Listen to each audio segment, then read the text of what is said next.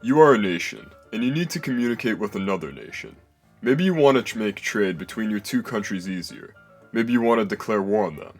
Maybe you want them to admit that you exist, considering the fact that every other United Nations member country recognizes you. So how do you officially communicate with another country, and how is this communication standardized? Well, one of the first treaties between two countries was between Egypt and the Hittites. The first was a declaration of war, and the second was a peace treaty. If you want to learn more about this relationship, click this link right here. Little else is known about this treaty, but this would establish a long list of war and peace between these two nations. Well, what treaty is the largest and involves the most countries? Well, effectively the largest international treaty is the United Nations, as it involves most of the world's nations, and 2 as observers.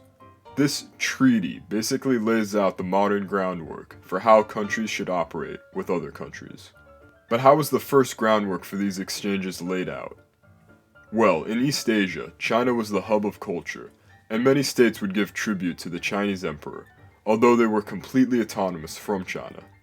In Europe, a great deal of diplomacy was carried out by the Pope, as although many states in Europe were independent, their kings and subjects all followed the religious teachings of one man in Rome, who would often arrange marriages between rulers or make alliances with European powers to combat the Muslims.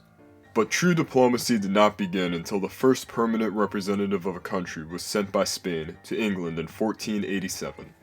Diplomatic immunity was a concept that had been in the works for some time. The Mongols had even went to war with the Persians on the specific reason for harming their diplomats. But most countries did not respect the autonomy of diplomats until the mid-17th century. Today, every country has at least some diplomacy with another, and there are rules, although not always written out, about how to conduct this diplomacy. For countries on good terms, formal meetings can be more laid back. Thank you for this extraordinarily warm welcome. In fact, it's so warm, and I feel so good that I'm actually going to take off my jacket, and anybody else who wants to, feel free to.